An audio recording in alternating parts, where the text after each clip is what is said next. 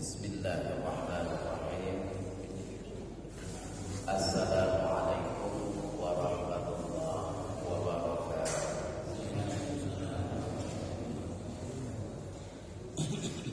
Alhamdulillah. Alhamdulillahilladzi nahmaduhu wa nasta'inuhu wa nastaghfiruh wa na'udzu billahi min shururi anfusina wa min sayyiati a'malina. May yahdihillahu fala mudilla lahu wa may yudlil fala hadiya lahu. Asyhadu an la ilaha illallah wahdahu la syarika lahu wa asyhadu anna Muhammadan abduhu wa rasuluh. Allahumma shalli wa sallim wa barik ala sayyidina Muhammad wa ala alihi wa sahbihi ajma'in, amma ba'd. Yang saya hormati para pengurus Masjid Al-Huda, Bapak Ketua Pengurus, Sekretaris, Bendahara, dan juga para pengurus lain, wabil khusus Al-Mukarram Bapak Imam. Semoga semuanya selalu dalam keadaan sehat walafiat, amin ya rabbal alamin. Yang saya hormati Bapak Ibu, para jemaah yang insyaallah semuanya dimuliakan oleh Allah.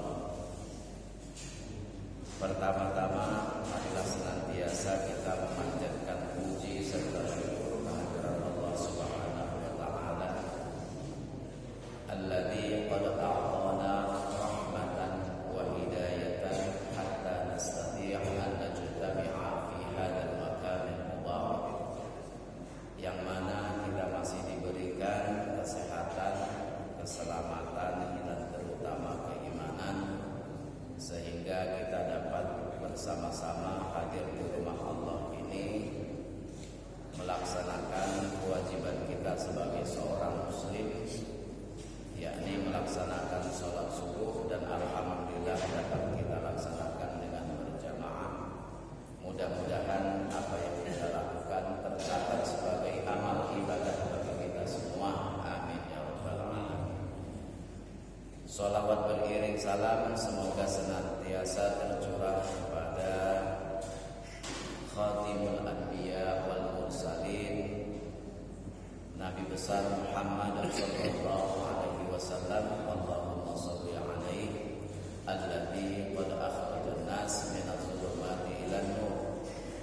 Mudah-mudahan dengan bacaan-bacaan sholawat yang selalu kita lantunkan, kita nanti termasuk orang-orang yang akan mendapat syafaatnya, amin ya rabbal alamin.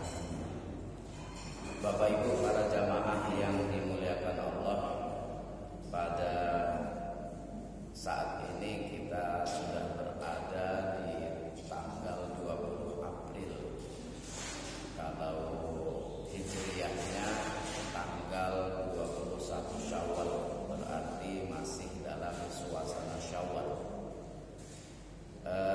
Berkaitan dengan Syawal ini ya, biasanya berkaitan dengan hari kemenangan setelah kita melaksanakan ibadah puasa. Nah, oleh karena itu yang akan saya sampaikan ini berkaitan dengan kaifiyatu muamalatil qalbi, tentang cara mengolah atau memperlakukan hati. Nah, ini biasanya kalau dalam suasana Syawal itu orang membersihkan hati semua. Yang tadinya punya dosa sama tetangganya meminta maaf, pada suaminya meminta maaf, istri minta maaf dengan suami, suaminya juga minta maaf dengan istri, dan lain sebagainya. Ini oleh karena itu yang akan saya sampaikan mengenai cara mengolah hati supaya hati kita selalu dalam keadaan fi qalbin salim, dalam keadaan yang salim, yang sehat, yang selamat. Khalaqallahul insana min unsuraini. Allah Subhanahu wa taala menciptakan manusia terdiri dari dua unsur Bapak Ibu. Al-jasadu wa ruh. Unsur jasmani dan unsur rohani. Jasad dan ruh. Amal jasad, adapun unsur jasmani atau jasad manusia, fahuwa unsurun mar'iyun, itu merupakan unsur yang dapat dilihat secara kasat mata, dapat dirasakan oleh panca indera. Yatakawwanu minad dami wal lahmi wal 'izami, yang terdiri dari darah, daging dan tulang. Jadi kalau unsur jasmani ini bisa dilihat secara kasat mata, ada darah, ada daging, ada tulang dan lain sebagainya. Wa ammar ruhu, adapun unsur rohani, fahuwa unsurun ghairu mar'iyyin. Unsur rohani adalah unsur yang tidak dapat dilihat secara kasat mata, nggak bisa dirasakan oleh panca indera. Lakinnahu yal'abu dauran haman fi hayatil insan. Meskipun unsur rohani ini nggak bisa dilihat secara kasat mata, tetapi ia mempunyai peranan yang sangat menentukan baik dan buruknya seseorang. Jadi yang menentukan itu bukan darah, daging, dan tulang manusia, tetapi sebaliknya yang menentukan baik dan buruknya seseorang itu adalah unsur rohaninya. Kama qala Rasulullah sallallahu alaihi wasallam, sebagaimana sabda Rasulullah sallallahu alaihi wasallam, ala inna fil jasadi mudghah idza saluhat saluhal jasadu kullu wa idza fasadat fasadal jasadu kullu ala wa hiya al-qalbu. Ketahuilah bahwa di dalam diri manusia, ini aktivis, ini tetangga saya di Pagar Dewa, saya agak jauh dikit di pemilik permai. Ketahuilah bahwa di dalam diri manusia itu, dalam jasad manusia itu terdapat segumpal daging, mudghah, dalam bahasa Arab disebut mudghah. Apabila segumpal daging itu dalam keadaan baik, maka saluhal jasadu kullu, semua jasadnya juga akan baik. Wa idza fasadat, kalau segumpal daging itu dalam keadaan buruk, fasadal jasadu kullu, maka semua jasadnya juga akan buruk. Ala wahya al-qalbu, ketahuilah bahwa segumpal daging itu adalah hati manusia. Nah, jadi kalau orang dahulu itu menerjemahkan al-qalbu itu adalah hati manusia, itu diartikan seperti ya hati itu liver manusia.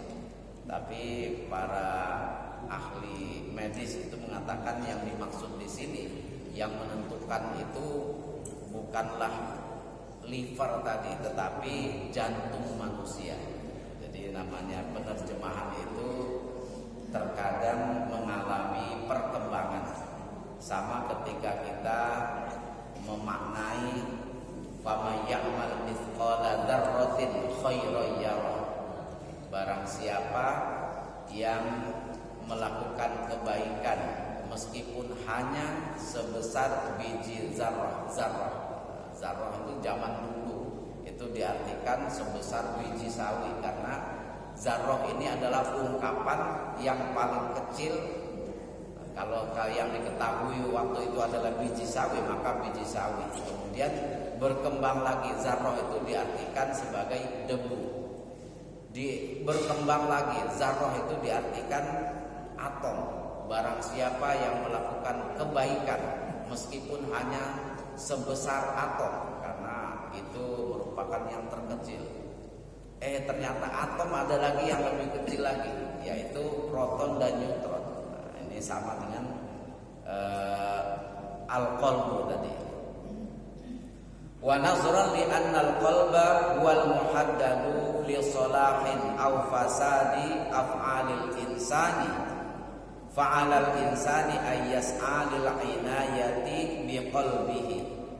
Oleh karena hati memegang peranan yang sangat penting terhadap baik dan buruknya seseorang, maka hendaklah setiap manusia itu memperhatikan bagaimana cara mengolah hati ini supaya dalam keadaan baik. Jangan sampai ketika kita hidup di dunia, nanti ketika kita di detik-detik akhir, hati kita dalam keadaan buruk. Nah, ini na'udzubillah. Karena yauma la yanfa'u malun wala banun illa man atallaha biqalbin salim.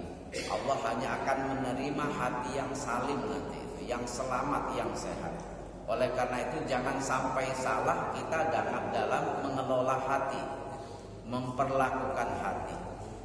Nah, bagaimana cara memperlakukan hati supaya hati kita selalu dalam keadaan baik? Nah, ini para ulama mempunyai kiat-kiat Bapak Ibu, mempunyai resep supaya hati manusia selalu dalam keadaan baik, dalam keadaan sehat, dalam keadaan salim. Apa saja? Yang pertama, yajibu fathul qalbi wa adamu ighlaqihi. Hati wajib dibuka dan tidak boleh ditutup. Nah, ibarat sebuah ruangan, kalau ruangan itu pintunya selalu tertutup, jendelanya selalu tertutup, enggak pernah dibuka, enggak ada ventilasi udara, kira-kira apa yang terjadi Bapak Ibu? Nah, pasti udaranya lembab, udaranya kotor. Kalau kita masuk ke dalam tuh pengap, karena udaranya enggak pernah ganti. Nah, kalau ini tertutup tapi ada AC ya berganti juga. Kenapa? Karena nggak pernah dibuka. Yang ada di situ, kalau kita setengah jam saja di situ, pasti udah sesak napas kita, karena udaranya udara kotor, udara nggak berganti. Gitu. Ini kalau ruangan seperti itu, sama dengan hati manusia. Kalau hati manusia nggak pernah dibuka, selalu dalam keadaan tertutup, maka hati manusia biasanya dalam keadaan kotor juga, dalam keadaan sakit. Hidayah nggak bisa masuk, kebenaran nggak bisa masuk. Begitu ada orang ngomong, dia kan cuman tukang parkir di sana, apa bisanya? Nah, kalau sudah tertutup seperti itu akan sulit. Padahal tidak boleh kita melakukan seperti itu. Kita nggak boleh melihat siapa yang berkata, tetapi melihat apa yang dikatakan. Makanya dalam pepatah disebutkan unzur ma qala wala tanzur man qala.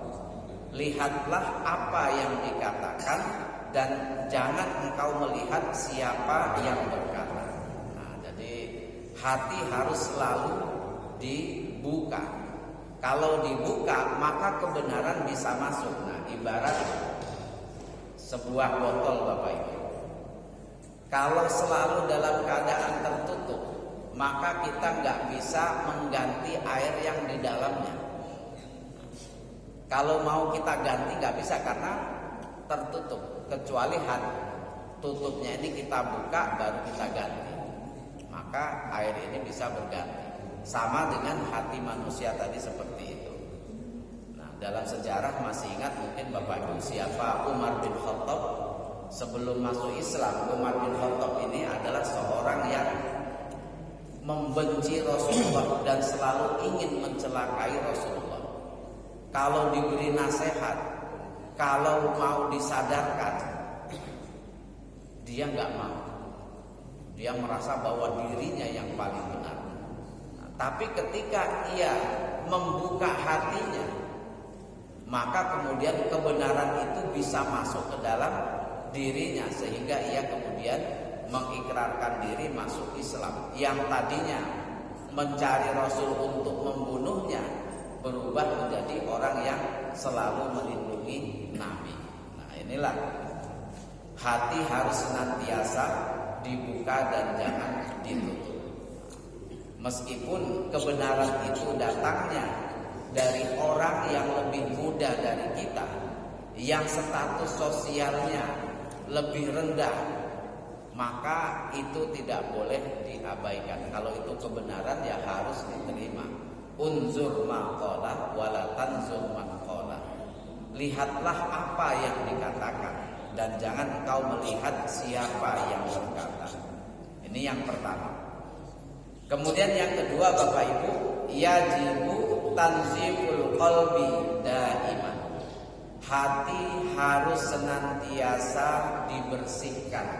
Nah, kalau tadi dibuka, sekarang yang kedua, hati harus senantiasa dibersihkan. Nah, Imam Al-Ghazali rahimahullah mengibaratkan hati manusia itu seperti sebuah kaca. Kaca begitu kita beli, kita pasang di jendela atau di pintu, itu kelihatan mengkilat, masih baru. Tapi kalau enggak kita bersihkan, seminggu ini kita biarkan, minggu depan kita biarkan, sebulan kita biarkan, setahun kita biarkan, maka kaca itu enggak akan dapat bertahan lama barunya itu. Besoknya seminggu kemudian sudah mulai kurang karena debu-debu itu nempel. Kalau nggak kita bersihkan, semakin menumpuk, lama-lama akan sulit dibersihkan. Mungkin malah nggak bisa dibersihkan lagi karena sudah menumpuk kotoran itu, sudah nempel, sudah bisa jadi hampir menyatu dengan kacanya, jadi nggak, udah sangat sulit. Tapi kalau setiap hari dibersihkan, dijadwal misalnya tiap pagi dilap, dibersihkan, maka kaca itu selama bertahun-tahun bahkan puluhan tahun akan terlihat barunya, akan bersih terus, masih seperti baru karena dibersihkan setiap hari. Nah, Imam Al-Ghazali mengibaratkan seperti itu. Sama dengan hati manusia, Bapak Ibu. Manusia pasti disadari atau tidak, ia mengotori hatinya, baik itu disengaja ataupun tidak. Dengan apa manusia mengotori hatinya? Yaitu dengan perbuatan dosa. Kalau kaca tadi itu kotorannya dengan debu, maka hati manusia itu kotorannya itu dengan dosa. Tadinya itu ibarat kertas putih. Begitu kita melakukan dosa, maka ada titik hitam. Berbuat dosa lagi, ada titik hitam lagi, mulai kotor. Dosa yang kita lakukan dosa besar, wah hitamnya makin banyak. Lama-lama warnanya berubah dari putih menjadi hitam. Tapi kalau kita bersihkan dosa tadi itu, maka ia kembali kepada warna putih, kembali bersih. Nah, itulah hati manusia, Bapak Ibu. Kalau dibersihkan terus, maka ia dalam keadaan bersih terus, sama dengan kaca. Bagaimana cara membersihkan hati ini? Nah, kalau disebutkan tadi, waqad syabbahal Imam Al-Ghazali qalbal insani bizujaz. Imam Al-Ghazali rahimahullah mengibaratkan hati manusia itu seperti sebuah kaca.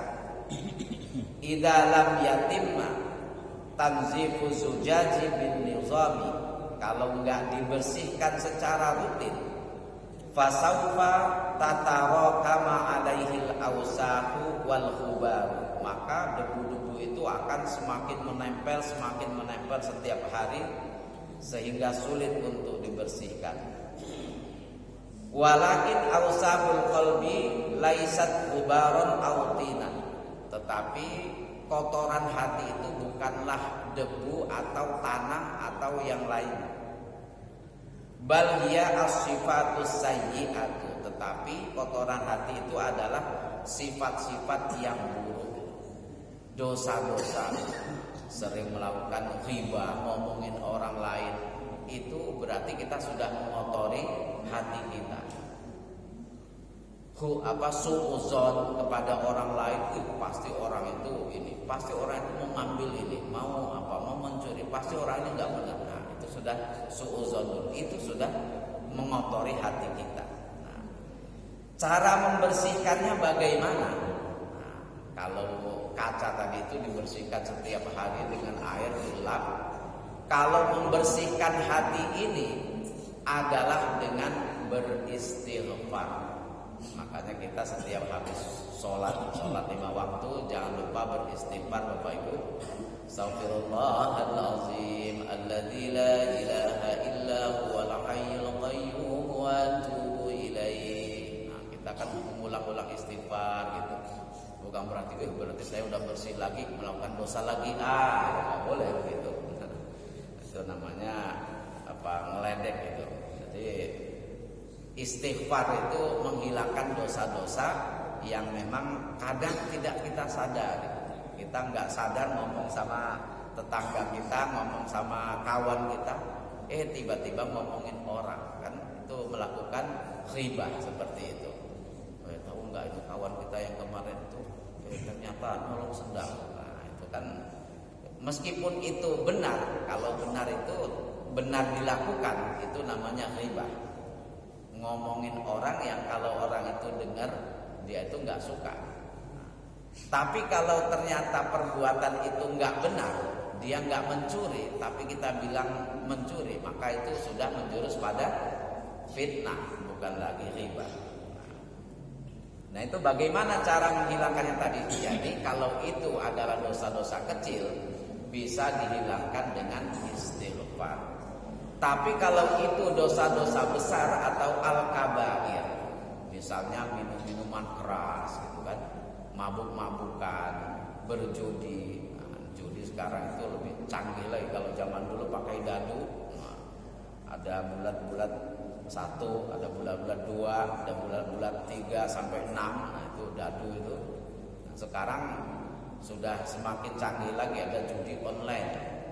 Judi online ini miris sekali Bapak Ibu. Kadang kalau sudah terjebak di judi seperti itu bayangannya mau menang terus, padahal hayalan.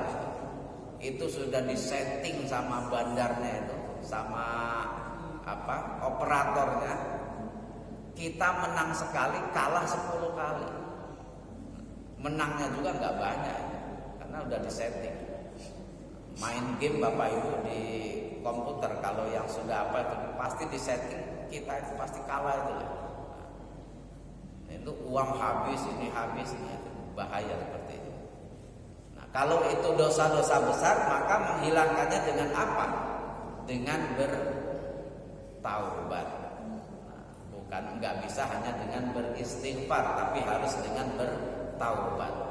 Bagaimana cara taubatnya? Yaitu taubatan nasuha. Taubat nasuha, bukan taubat sambar, tapi taubat nasuha.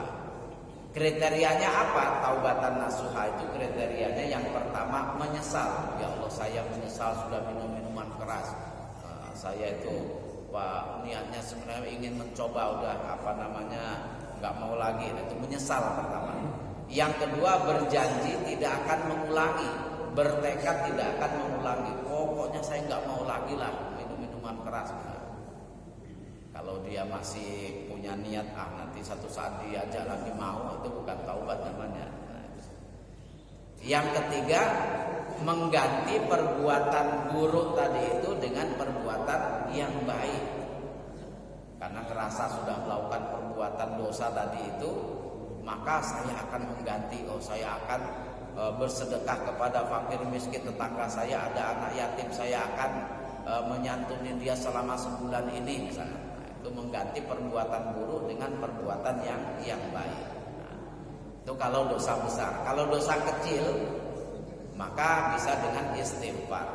Nah, orang di dalam sebuah hadis Nabi mengatakan at-taibu minaz dzanbi kaman la dzanbalahu.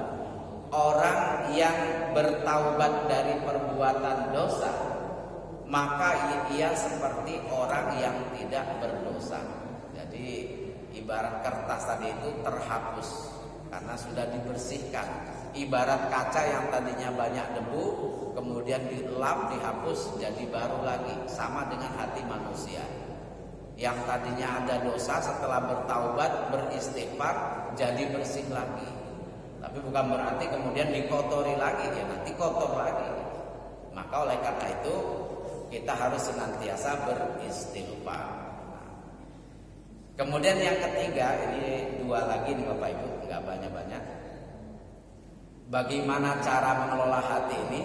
Yang tadi setelah yang pertama dibuka, hati itu harus selalu dibuka, tidak boleh ditutup. Yang kedua, hati selalu dibersihkan. Yang ketiga, yajibu talyinul qalbi. Hati harus senantiasa dilembutkan.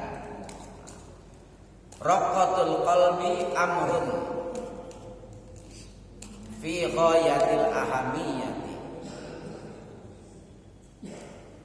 Kelembutan hati itu merupakan sesuatu yang sangat penting. Kelembutan hati tadi. Faqad bil qalbi raqiqi yumkinu lil alaqati ma'al akharin an takuna jayyidatan. Hanya dengan hati yang lembut itu memungkinkan untuk saling berkomunikasi dengan orang lain dapat berjalan dengan baik. Jadi kalau hati seseorang itu lembut, maka komunikasi dengan orang akan bisa berjalan dengan baik. Kenapa? Karena hanya dengan hati yang lembut tadi itu, kelembutan hati menjadikan manusia yu'amilul akharin bi rahmatin, bisa memperlakukan orang lain dengan penuh kasih sayang, dengan ikhlasin wa bi ikhlasin, dan juga dengan ikhlas. Ba'idan anil karohati, jauh dari rasa benci. Pasti kita melihat memandang seseorang itu dengan dengan rasa kasih sayang, tidak memandang dengan kebencian gitu. Nah, sebaliknya, kalau hati manusia itu selalu keras, maka biasanya ia cenderung menganggap dirinya yang paling benar. Orang lain biasanya salah. Ia nggak mau menerima nasihat kalau hatinya keras. Nah, mungkin ya, kita sering menemukan kayak gitu ya Bapak Ibu. Biasanya ada aja tuh di kantor kita atau di tetangga kita atau di lingkungan kita orang yang keras hatinya. Kalau dibilangin nggak mau, ini nggak mau, sehingga kadang-kadang kalau dia ngajak ngobrol, orang itu cenderung menghindar. Karena apa? Nganggap dia itulah yang benar, orang lain salah semua. Pokoknya harus dari dia itulah yang benar.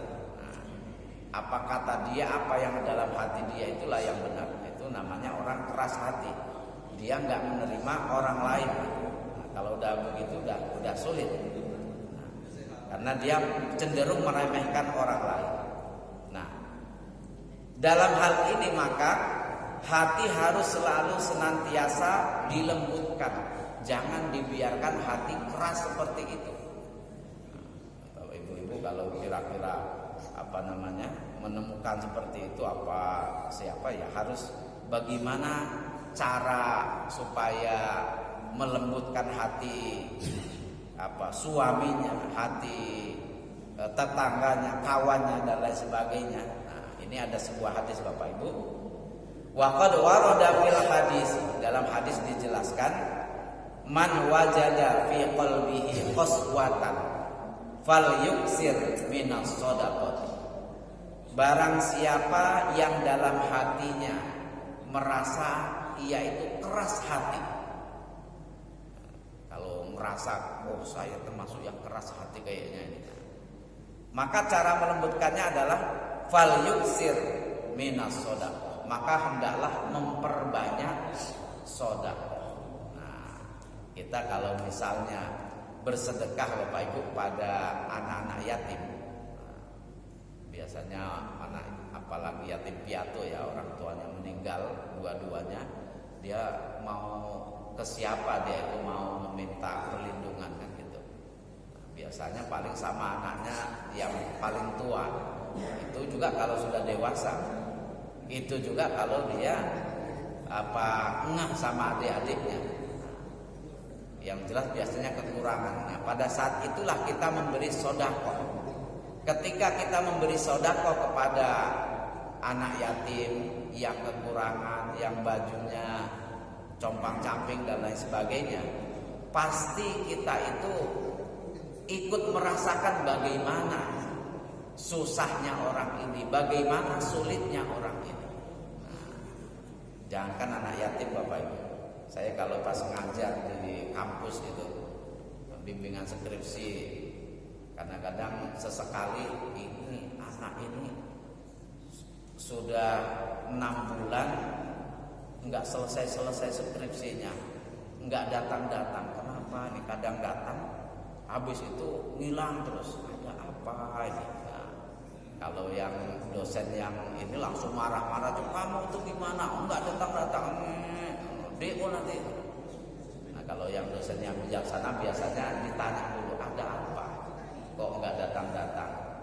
Biasanya orang skripsi itu paling misalnya 3 bulan, 4 bulan, ini udah setahun nggak selesai.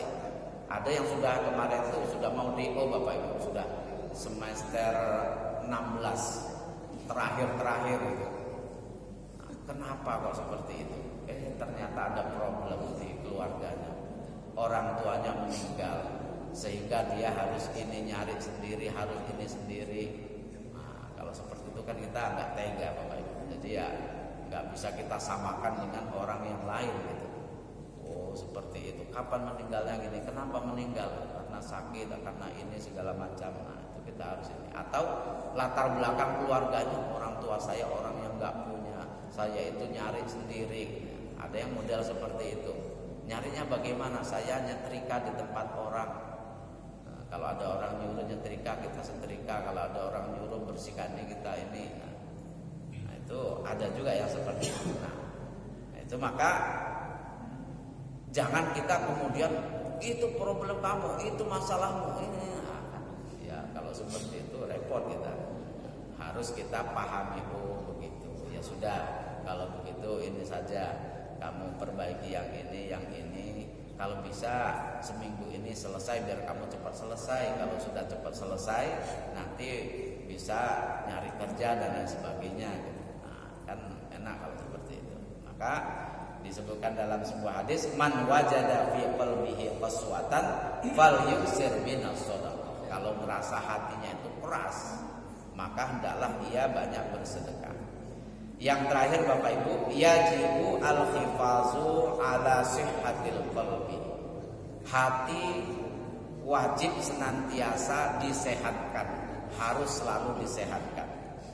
Hati manusia itu kadang dalam keadaan sehat, kadang dalam keadaan sakit.